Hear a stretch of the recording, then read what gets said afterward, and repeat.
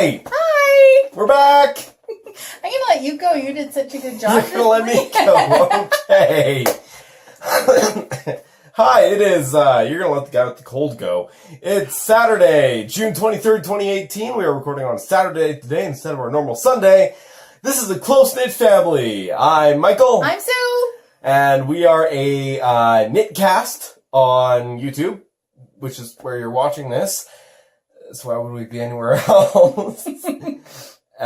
Following my adventures as a beginner knitter and Sue's ongoing knitting and yarn addiction. So, yeah, about last week.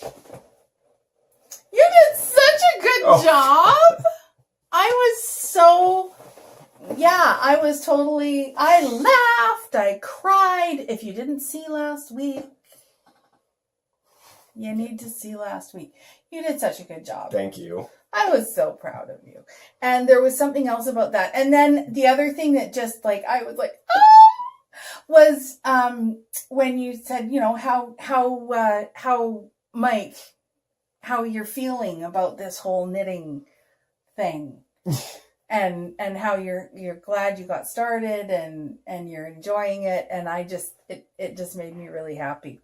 Did you know Cool Cam is my brother. Uncle Cam. I'm trying to tip these a little bit to cut down on that glare a little bit. Oh, now I look really weird.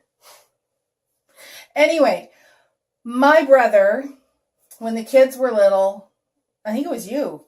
You said, Uncle Cam? Cole Cam.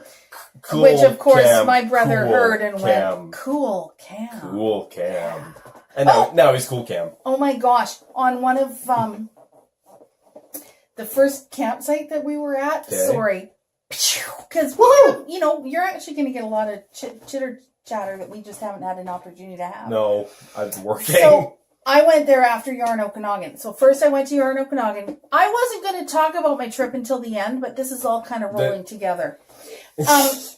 I went to Yarn Okanagan, and then and the boys were on their motorcycles, and they off on their trip, and then I met them out in the middle of nowhere. Anyway, Wellsbury Park, it was beautiful. We were at Pyramid Campground. And I'm going around and it's like, okay, there's a campsite with a motorcycle in it. So it's probably my boys. And that's quite the logical stretch. I know. And there's a red motorcycle. And I couldn't remember what color my husband's motorcycle was. So I was like, now that you mention it, I can't remember what color it is either. He's had a couple over the last few years. So I was like, well, yeah. So I drove around the site once. It's a small site, thank goodness. Once more. And it's like, no, that makes sense. And they were going to go on a hike. So they've ridden the black Harley. I knew my brother's was black. They've ridden that off. And so I come back and I'm alone and I'm towing a trailer. So I managed to get the trailer parked all by myself in the campground. And then I thought, oh yeah, well, there's the little tag I saw as I was pulling in on the front of the campground. And it usually has the name of whoever's staying in that site. So I go to look at this and I see Cam and I'm like, oh, thank goodness. And I keep sort of peeling it back to look and it says Cam Demand. Cam Demand. Anyway, but you know what? I believe it. But here's the thing. That wasn't the camp? It was. Okay. It was theirs. But the funny thing is, Cam didn't write that. The guy, the PFO did. Oh my god. Cam Demand. Yeah. Probably, yeah. So funny. Probably misheard his last name. We won't get into that. But anyway, so funny. Or, they said this guy had a great sense of humor. So okay, so he may have just done that. Yeah, maybe oh, what's your name? Cam. Demand. Cam Demand. Cam Demand. Anyway, I don't even know how I there. But so about last week, I'm a proud mama. Because you did great. And I loved what you had to say about knitting. Thank you. And stuff. Thank you. That was great. So, foes! Foes! I have none. I do. I finished my Dobby's bookmarks. Those are adorable. So this is the one. Oh, no. If you remember from last time, I was saying that I had... These are Dobby's... A bookmark for Dobby. I know what it's called now. By Kay Jones of the Bakery Bears. And I had owned up last week to having misread the pattern here and then getting it right for the rest of the way down. So this is the lacy pattern for Dobby's bookmark. And I'm trying to well, you know, hand-wise, that's how big it is. And then this one is the, and yes, I blocked them. This one is the, yeah, I blocked them in my camper. This one is the textured one. And the vanilla. And I did Kay's umbrella toe, and I did a classic thing. White balance. Yeah, this is the offside. The downside of using my phone is sometimes this happens. Okay, we're going to be really pale for a second here. Or we just need to turn the light away from us a little bit. Okay, there we go. Oh! Hi, we're back. Hi. I did the classic thing is I read like 2 words of how to do her umbrella toe, and then I just like carried on, and I think that I didn't do it entirely right. That's a possibility. Really? Yeah. No. Anyway, yeah, so that's my only foe. Okay. That's our foes then. Whips. I get whips? Whips. Still, actually, I haven't made any progress on my one whip that is not the cowl. But yeah, so yeah, my yarn bag, or my yarn bag, my dice bag, made of yarn, with that Argyle pattern, and, you know, having to knit a couple more rounds and not having enough yarn to actually knit it with. Peekaboo. Yes, I missed that last week. I was like, we needed to come up with a way to peekaboo, but anyway. So I'm pulling and yanking on this because every time I see this on when Mike holds it up, I don't think you can entirely make out that Argyle pattern. So if you see, there's the thinner lines coming up, right, of the Argyle. And then you've got the big diamond. And yeah, it really, it like I say, it just, you're not really getting it. And I just wanted to see if we could do that better. Yeah, so I still haven't gone stash diving, but I need to get more yarn. I've only been home for a day, and he's been working, and I've been knitting. And I did one hand. So yeah, this, you can see these ones are really seriously growing out. But so yeah, I tried to get a little bit of a knitting pattern on my, but that's a whole nother story. And if you're new, I'm a gel nail tech, and that's why I was showing you my nails. And that's my whip. Okay. So, somebody at knitting this morning made the mistake of saying to me, so, have you started something new? How many things, Mom? How many? I don't know. But I brought the things that I have. Oh, I didn't bring my big sweater. That's okay. I brought the things that I have mostly been working on. So I started my socks. My mid-knit cravings yarn. I need to do that. That can be your next thing. Yeah. Socks. So, yes, I do 2 at a time. That looks really weird. Oh, I see. Sorry, I haven't picked these up since I was camping, so I just needed to, and I dropped my stitch marker, but that's not, it's over there. Okay. It's all good. Okay. So, you may or may not be aware that we just had technical difficulties. It'll all depend on editing. Anyway, I was showing my socks that I'm working on.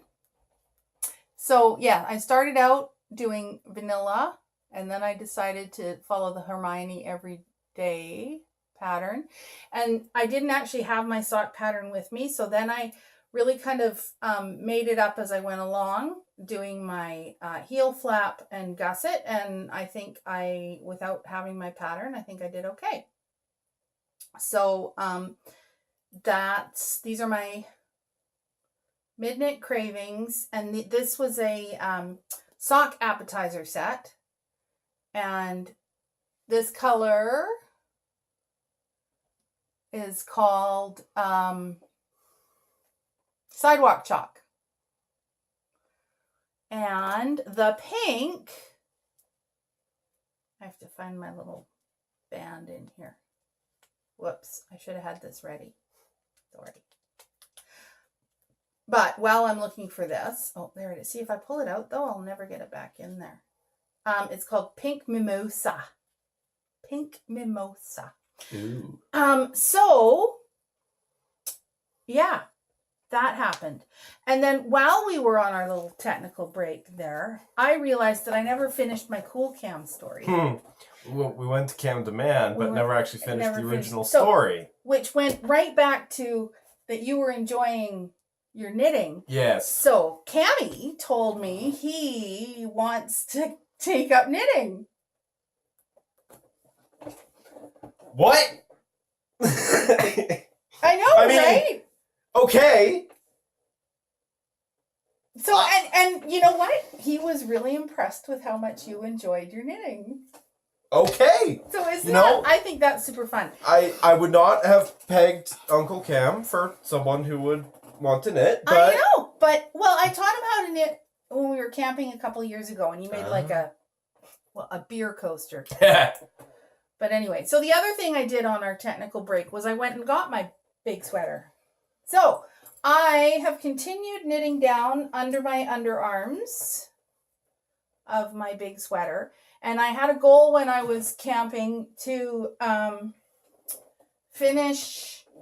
get to the end of a ball so that I could cast on and start working down a sleeve. Because again, if you've been with me for a while, you know I'm designing this. So I'm just I've got things I want to try out and find out if they work. So I've started working down this sleeve. And yes, my plans to be have no seams is working so far. But I also tried to get a little bit fancy with shaping. And I put in some short rows. You can kind of see them there. And I'm going to rip all that back out again because too fancy? It's not what I want. Too fancy. No, it creates a little blurb. Oh yeah. And I don't want to. And I don't want to have a little blurb there. So that's where that sweater is at. So the other. I think that may be part of our problem. Okay, the other whip that I'm working on is my Long Beach shawl, which I sat down and I spent days like writing down swatch details and charts and this many rows and this many stitches because it's going to kind of go all over the place. And I finally said, this is dumb. I need to knit it and write down what I come up with. So anyway, my Long Beach shawl, this is Lolo Did It yarn. Just put it up there. And this one is called Wild Horses. And it reminded me of a beach. Yeah, just it's going to happen. So. Okay. And then the yarn that's going to go with it is this Whales in the Water. Also, this one is an Ancient Arts yarn. That's way better. That's why I think they need to go like that. Yeah. We'll figure this out. Ancient Arts yarn, Whales in the Water. And these two together are just, I think they're going to be fabulous. So I'm quite excited to get moving ahead on that. Oh, the yarn from Lolo Did It is an MCN. MCN.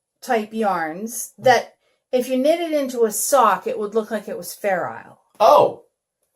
Oh, okay. And so it's just kind of cool. Like you can see it here. Again, this lighting, I don't know why this is considered better lighting than what we had before, but anyway, you can see the little spots where those would be like, they'd line up on a sock and you'd get like a Fair Isle kind of a pattern. And then you'd get like broader stripes where these blues and the grays and anyway. So it's just kind of cool to see how that lines up. Yes, indeed. Yes, yes, yes. So we thought we would bring us around to our Yarn Okanagan, it's not our, the Yarn Okanagan event that was held last week in Kelowna. Yes, indeed. You said where we were from. Yeah, did I? We're Armstrong, North Okanagan, British Columbia, Canada. So, we'll probably show a few pictures here, or we may just save them all for the end. There's a little video I took, kind of looking around.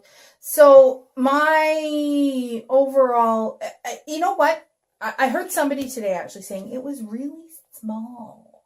And I guess they said there was all this hype and it was really small. And it was a smaller event. There's no question. It wasn't like tiny. But considering it's the first time it's been done in this area, you're not going to get a lot of distributors coming out, A, stocking up so they have product to sell, B, packing it all up and bringing it into the area. If that you're jiggling the table, if there's not a lot, if there's nothing established, like they don't know if 10 people are going to show up or whatever, but the place was packed. And you'll see that in the videos if you want to watch them. But so some of the places I got my let's see, I had a picture. I tried to take pictures at the booths and then it got too overcrowded. And so I've got a picture at the Smith & U booth. Marianne Smith from Kamloops, BC. And there are her, got dark, got light. Anyway, Smith & U, she had some beautiful yarns. And I have to tell you, I didn't purchase any yarn. I was able, because I was looking for some very specific things. If I was just going to like, whoa, squirrel, that's pretty, sparkly, I would have bought lots of things. But But you didn't complete enough of your bingo card. I was focused. Anyway, and then I got a picture with Knox Mountain Yarn Company. So there's a picture of me with some of their patterns there. And let me see. There was Color Adventures. I got a picture at the Color Adventures booth. We'll put that up. It was really cool because they've started doing gradient yarns and I hadn't seen those before. And if they'd had the gradient yarns in like a DK or a worsted base, I would have scooped those up like really quick. I'm trying to think, who else did I get pictures with? River Rock Yarns was there. What's her name?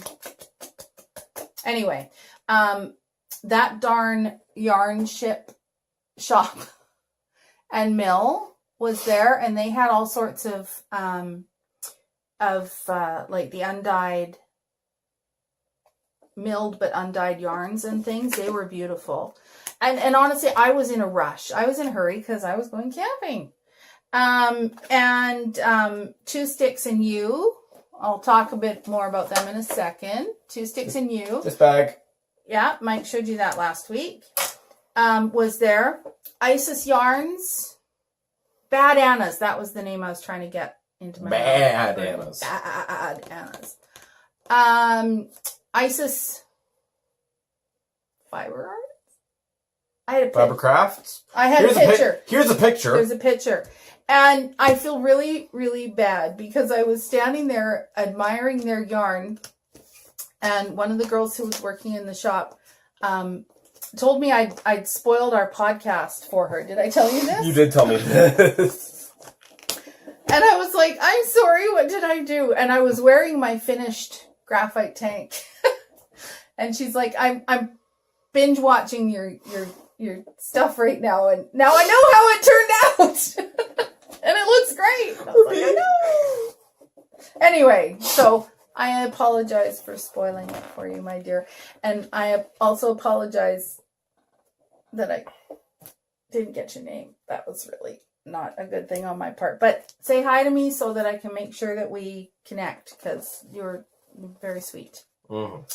And so what I did get were some of these bags from Two Sticks and You. And initially what I did is I picked up a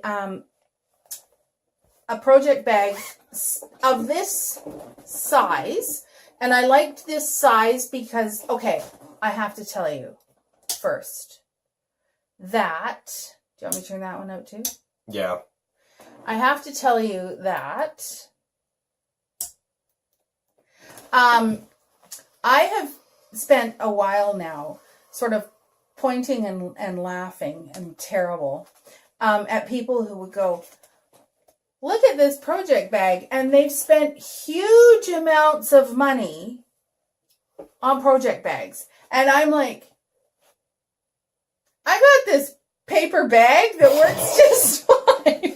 Yeah, and I've got this Ziploc bag that works great. For a while, your project bags were the twist of yarn bags. And then I've got this is a from a sheet set. This is what the sheet set came in, the little bag of the sheet set, and it's a great project bag. Why? Just got to remember to fold down the edges. Why would I spend all sorts of money on project bags? So honestly, and then you spent a whole bunch of money on project Well, bags. the first time, this was really the first time that I got to see project bags up close and personal and for real. And yeah, I like project bags. I think I've become a bit of a project bag addict. So anyway, I had picked out one that was similar to this, but it had cute, fun sheep bouncing around on it, and which is my kind of thing. And I was like, that's great. And so then I spoke with Brenda, who is the person who owns, sews. She's 2 6 and You. And I said, I'm looking for something for a boy. That's what you told her, and that's what she came up with. So I said, I'm looking for something for a boy. And she said, well, how old is the boy? And well, he's 21. So, and just something a little bit masculine, so not the tea party and the dollies and the butterflies. Oh, the butterflies are so pretty. So we looked through, and so this one I heard what you talked about, said this, but this is very much based on Edgar Allan Poe. Oh yeah. So we've got the Raven, and we've got the Woman in Black, and yeah. Honestly, when I first saw this, I saw the Raven, and then just in my head was a little Nevermore. Nevermore. So then I was like, oh, that's great. Yeah, I'm going to get these 2 bags. One for Mike, one for me. Nice kind of a thing. Then somebody else across the way said, have you seen this bag? And this is the bag that she held up. Now, honestly, for me, this has absolutely nothing to do. This is very nice, but it has nothing to do with the pattern on this. So this has like wire stiffeners in it. So you can, and look how much space there is in there. And there's a couple of pockets. But she said to me, she said, we call this the retreat bag because you close it up all nice. Here, let me support it. And then you open it up and it just sits there all nice and open and you can see what's in there. And anyway, I was just like, I have to have that bag. I don't know why, but I had to have this bag. And so Brenda's like, well, that's nice. And then we have this smaller one, smaller version of the same thing. And I was like, I just love that. And again, it's got the pockets inside. And, well, so you can see what happened. I put back this size bag that to me was the perfect size. See, so it's a little bit bigger than this one, but it's a really good, this was a good size for just about anything. Yeah. I have my dice bag. And I ended up with this big retreat bag, the smaller sort of retreat bag, and a bag for Mike. Are we going to start having to say at the start your knitting, yarn, and yarn bag and project bag addiction? I hope not. I hope not. But I haven't seen anything like that before with those, like that metal thing that just keeps it open. It makes so much sense. A nice mouth. Yeah. And it stands up nice. Oh, so I'm showing it on. But so yeah. So these two, they had nothing to do with the design. But I loved the yeah, and you can also get with your bags, you can get like handles for carrying them and stuff. You don't have to necessarily get a bag with a handle. You can choose to add it afterwards. So Brenda, 2 sticks and you, 2 thumbs, way up. That made me very happy. And I'm really glad there was such a good turnout because I want to see it grow. I want to see it become a bigger event. It seemed like there was a good amount of people there in the videos that we saw. I was really happy with that, and lots of door prizes, and it was good times. Door prizes, sure way to get people in. Yeah. So that was acquisitions. We segued, but I also acquired something today that I broke down. I have been desperately trying to order some Haya needles, and I haven't been able to because they're having shipping issues from China or something. I don't know. So I went to Cast On, or I wanted to start my other new sweater project, but I didn't have any more cords because I've got 3 cords in my sweater. Mike's using cords. Anyway, I was out of cords. So I went in, I was going to get more cords today, and then I thought, you know what? They've got some ChiaoGoo needles here, and it's always sort of like it's ChiaoGoo or Haya. And I've been convinced that Haya is the way to go, but I thought, you know what? I'm going to grab a set of the ChiaoGoo twists. And so, first impressions, I like that the cord isn't all curly up on itself. Oh, that's nice. Yeah. Right? Yeah. But I haven't used them yet. And I know that there are people I've heard comments, things that people had to say about it. So we'll see how I feel about using them. They are interchangeable. So again, we'll see if I have any issues with that. One of the things, though, that I like about the ChiaoGoo, and I've heard in the past, is that you see, you can put a lifeline. So do you see where'd it go?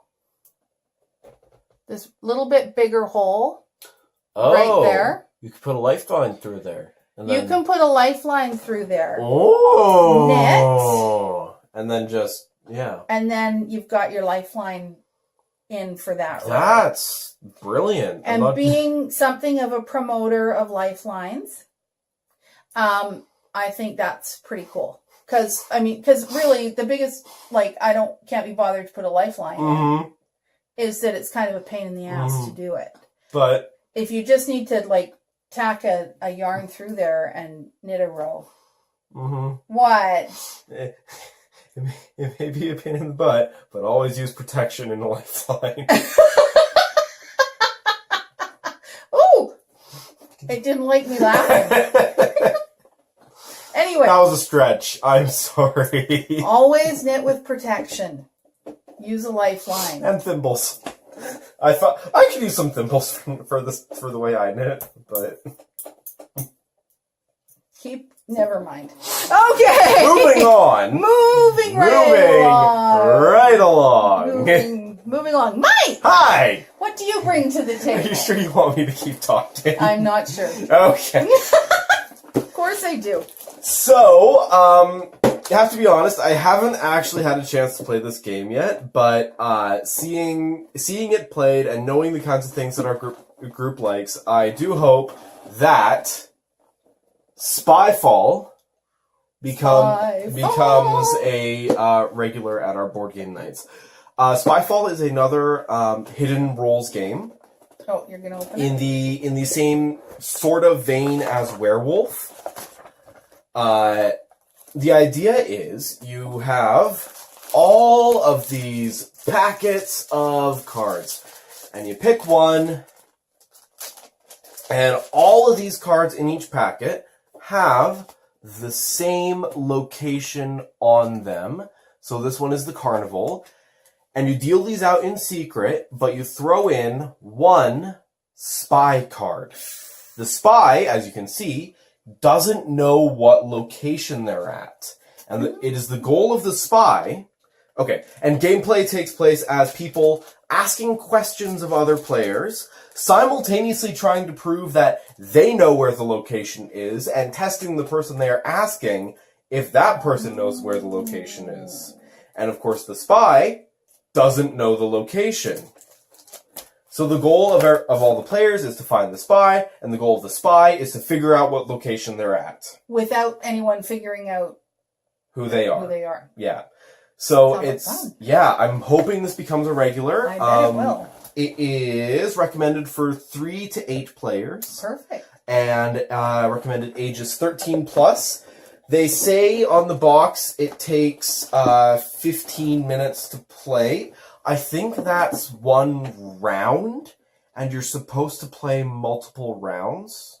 So I'm not quite sure. Like I said, I haven't had a chance to play this one yet, but I'm hoping it's fun. Sounds like fun. Yeah. Yeah. And this was actually really cool for me because of this little symbol right here, the Shut Up and Sit Down recommend. Shut Up and Sit Down is my personal website of choice for board game reviews. So it was really cool to see that they have printed that on a box now. Cool. Right on. All right, Okay. That's what I bring to the table. And thank you for that. I am looking forward to playing that. Mm-hmm. Good times. All right, events from around the world. Woo! All right, so still sort of struggling to find good stuff. It's sort of an off season. I think so. I think it's Everyone's- summertime. So I don't know. We could be going back to the Sticks and Brew that one in the UK a few times because that seems to be a monthly thing. Ooh. So yeah, might have to go and join in on that one We a monthly knit crawl at a pub at a pub. in the UK. Could easily turn into a pub crawl, but Okay, here's my story about going to England. oh no. Okay. It's a short one. So it's a short one. I went to England. I did. It happened. And I did not set foot in a pub. Oh. Isn't that like wrong or something? I think that's not even legal. Eh. It was a long time ago. It wouldn't happen now. Okay, so Saturday, June 30th. There's a meetup at the, I love this name, at the Woolgoolga. Oh, phone's telling me it's about to die. Okay, Okay. yep. At the Woolgoolga Woolgoolga Bowling Club in New South Wales. Ooh. For anyone So- who doesn't know, that would be Australia. Oh, because I went Wales and no, New South. Yeah, New Wales. South Wales. That'd be Australia. It's like New Brunswick, Yes. New England. Nova Scotia. New South Wales is in Australia. Okay. Also, on the 30th, Is there? there's wet felting for beginners. I asked too soon. Wet felting for beginners with the artist Ali Lucas at the Wool on X in Exeter, Devon. Devon. UK. UK. I had a feeling, just wanted to clarify. Yeah. And yeah, and I know, okay, and last week, well, you know what? We're not going to talk about Knit City again for a while because the workshops, that's come and gone, man. They're sold out. So if you snoozed, you're losed. I don't know. That's just something I said. And so we'll talk more about Knit City when it rolls up and gets closer. Yeah. So I'm not talking about it. Can you tell? That's me not talking about it. And so I just thought I would talk a little bit about my camping trip. We do have one more warning on my phone before it truly dies. Oh, okay. So if you don't really care about my camping trip, it was nice to see you. So yeah, no, we went up into, I'm going to use my voice. It's not squeaky. My brother and my husband went on one of their semi-annual motorcycle trips, and we headed up into the Canadian Rockies, which I am really sad to say I haven't spent any time in. You've spent more time in the Rockies than I have. I've driven through them to get into Alberta, but that is about it. So I think I actually stayed at Pyramid Park in Wellsgrey. When I went through with Dad. No, because Wellsgrey is a provincial park. Okay. There is a Pyramid Mountain. Okay. There's a number of pyramid parks and things, but Wellsgrey is like north of Kamloops. Okay. Off the Yellowhead Highway. Yeah, and then you get up and then you turn off the Yellowhead Highway and head towards Alberta and into Mount Robson National Park. Okay. And so I have a picture here of Mount Robson. Mount Robson is the tallest peak in the Canadian Rockies. Oh. And I got to tell you, so the picture, we did a still frame off of video. I was not videoing and driving at the same time. Nope. Didn't happen. Nope. Didn't happen. So it's a still frame off of video. And seriously, we come around the corner and it's like there's this... I can't believe there are not more car accidents on this road, because it's just like, and the picture doesn't even begin to do it justice. Holy crap. Beautiful. Like, it's just like, whoa, what is that? And it was every turn, everywhere we went from then on in, amazing, beautiful vistas. Yeah, so we stayed in Jasper for a couple of days, and we did some sightseeing a little bit around there. And then we drove down the Icefields Parkway, which again, through this whole trip, I was like, whatever, it's another mountain. Holy crow. Yeah. The scenery, like I say, wow. Yeah. The Rockies are not just another mountain. It was wow. And we got down to, then we got to the Athabasca Glacier. And it was, okay, so we stopped, and I'm going to show you some pictures in here and possibly a little video too. Yeah, I think, well, we'll see what happens here. I think that Mike said he could put the video in and I could keep talking. Yeah, and I can mute it. And yeah. Anyway, so where we stopped, we didn't go all the way to the end of the little road in the parking lot where you could get out and walk and go up and like look at the glacier up close. Because towing the trailer, I would never have gotten in there and turned around. It was a zoo. But they had little year markers down the road. And where we stopped was in between 1935 and the 1942 marker, if you're looking at the pictures, is just in front of the motorcycle. So I got all emotional at this point. Well, I actually stayed in the trailer and made sandwiches for the boys. And then I went out and I just sort of walked around nearby. And the reason for that is because I have a bad back and walking and stuff, I just can't do it. So I was walking around right beside the trailer and I'm looking at these rocks and I'm realizing that up until 60, 70 years ago, these were covered in ice for millions of years.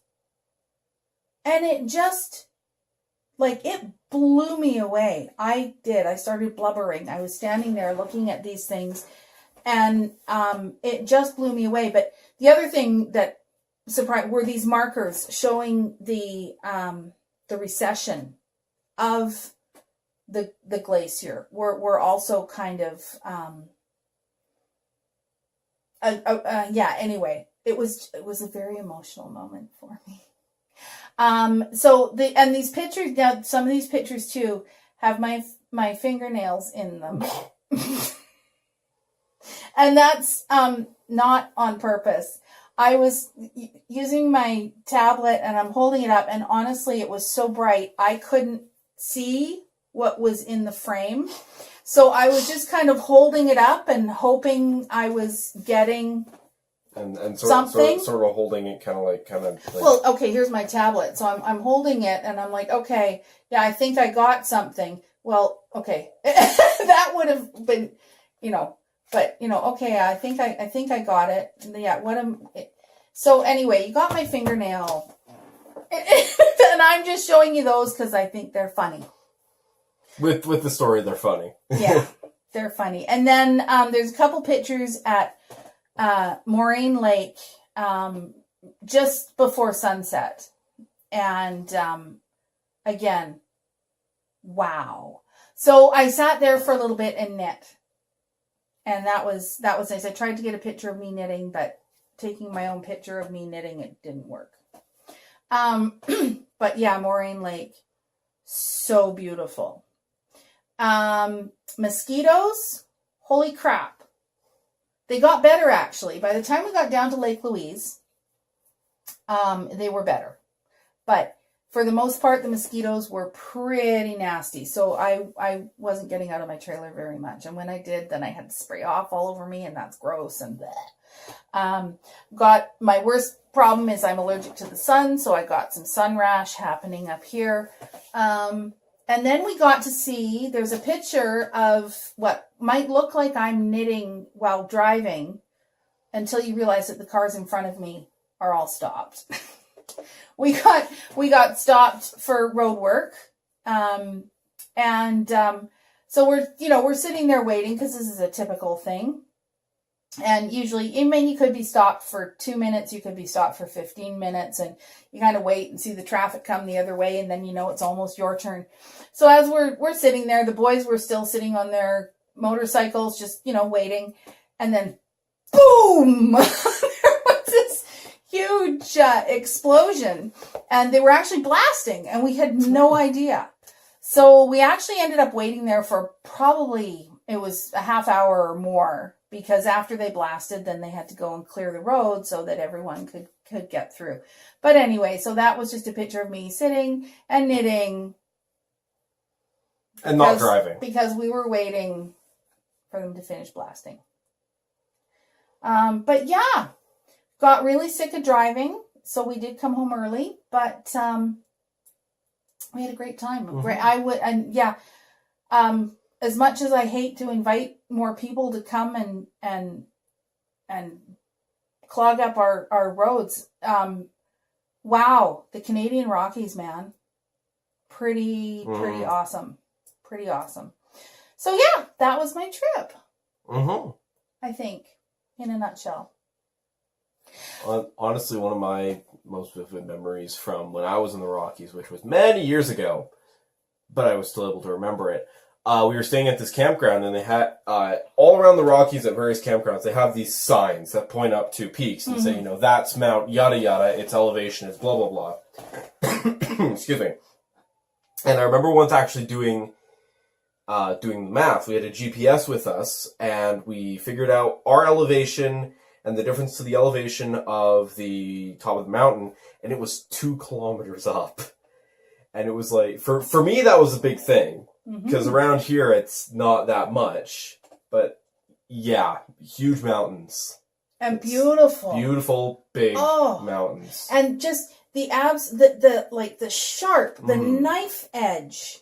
Because if you're not familiar with how the Rockies were created, they're where the plates meet and split, and they got forced up. And at one point, they were seabed. So you see these peaks. And at one point in time, they were at the bottom of the ocean, which again is just kind of. But yeah, I think spoiled, living and growing up, born and raised in British Columbia and with our mountains, and it was like, yeah, okay, the Rockies. I've flown over them, I've looked down on them, but holy, yeah.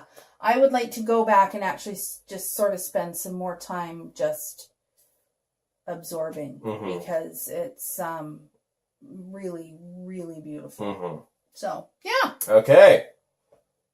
So, thank you for joining us. Thank you if you stayed till the end of that rather long-winded stuff. If there's any video left, we'll tack it on to the end. And just solely because I thought it was, I don't know what I thought it was. But there you go. Subscribe. If you're seeing it at the end, it's because Mom said, throw that video in. Yeah.